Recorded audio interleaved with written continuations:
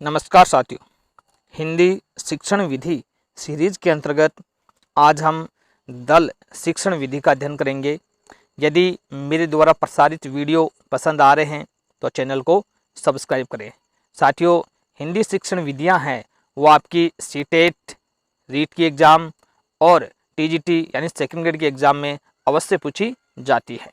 तो देखिए, दल शिक्षण विधि अर्थ देखते हैं। सबसे पहले इसका दल शब्द का अर्थ होता है समूह है, अर्थात जब किसी कक्ष में विशेषज्ञ शिक्षक समूह द्वारा अध्यापन कार्य किया जाता है तब वह दल शिक्षण विधि के नाम से जाना जाता है। दल यानी समूह है या टोली शिक्षण विधि भी इसको कहा जाता है। मतलब एक शिक्षकों का समूह है, वो निश्चित विषय वस्तु का अध्ययन छात्रों को करवाता है। दल शिक्षण का उद्भव अमेरिका में हुआ। हार्वर्ड विश्वविद्यालय के शोध छात्र मिशिगन व हार्वे ने किया था। यानी अमेरिका में इस विधि का एक तरह से उद्भव हुआ था, जन्म हुआ था। और हार्वर्ड विश्वविद्यालय है, उसके शोध करने वाले छात्र थे जिनका नाम है मिशिगन व हार्वे। उन्होंने इसकी एक तरह से शुरुआत की थी। अब देखिए, दल शिक्षण का उद्देश्य शिक्षण की क्षमता का अधिकतम प्रयोग करना। दूसरा, शिक्षण स्तर में सुधार लाना, यानी शिक्षण की क्षमता का प्रयोग करना और सुधार लाना। परिभाषाएं देखिए दल शिक्षण की। नंबर 1, डेविड वार्विक के अनुसार दलीय शिक्षण व्यवस्था में कई शिक्षक अपने स्रोतों, अभिरुचियों तथा दक्षताओं को एकत्रित करते हैं और छात्रों की आवश्यकता के अनुसार विद्यालय की सुविधाओं का समुचित प्रयोग करते हुए एक संगठनात्मक रूप में प्रस्तुत करते हैं। यानी शिक्षक अपने स्रोत, अभिरुचि, दक्षताओं का प्रयोग सुविधा अनुसार करते हैं। नंबर 2 परिभाषा देखिए, सैलिन तथा ओल्ड के अनुसार दल शिक्षण अनुदेशनात्मक संगठन का वह प्रकार है जिसमें शिक्षण प्रदान करने वाले व्यक्तियों को कुछ छात्र सौंप दिए जाते हैं। शिक्षण प्रदान करने वालों की संख्या 2 या उससे अधिक होती है जिन्हें शिक्षण का दायित्व सौंपा है। वे एक ही छात्र समूह को संपूर्ण विषय वस्तु या उसके किसी महत्वपूर्ण अंग का एक साथ शिक्षण कार्य करवाए जाते हैं। तो ये आपकी 2 परिभाषाएं हैं साथियों, जो परिभाषा भी कई बार है वो पूछ ली जाती है। अब देखिए, दल निर्माण की प्रक्रिया, मतलब जो शिक्षकों का समूह बनाया जाएगा वो किस प्रकार से होगा। नंबर 1, एक ही संस्था के एक ही विभाग के अध्यापक, मतलब एक कोई संस्था, स्कूल या कॉलेज है, उसके एक ही विभाग के, मतलब एक ही विषय के जो अध्यापक है उसका समूह बनाया जा सकता है।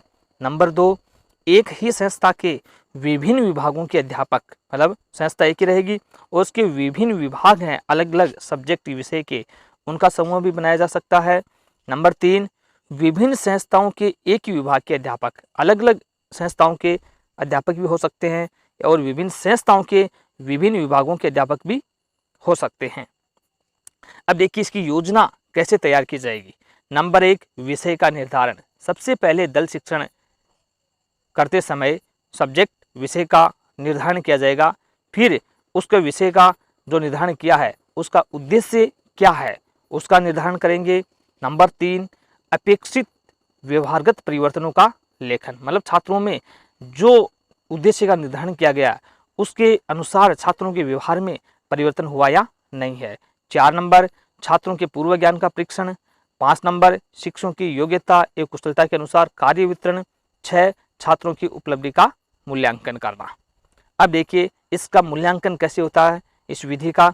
छात्रों की उपलब्धि स्तर व उद्देश्यों का मूल्यांकन, मतलब जो दल शिक्षण के द्वारा शिक्षण करवाया गया है उसके छात्रों में क्या उपलब्धि हासिल की, जो उद्देश्य तय किए गए थे वो प्राप्त हुए या नहीं। नंबर 2, मूल्यांकन के लिए मौखिक या लिखित परीक्षा भी ली जा सकती है। तीसरा, मूल्यांकन के आधार पर है वो नई योजना का निर्माण भी किया जा सकता है।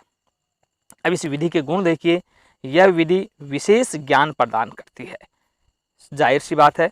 नंबर 2, समय, धन एवं शक्ति का सदुपयोग भी होता है।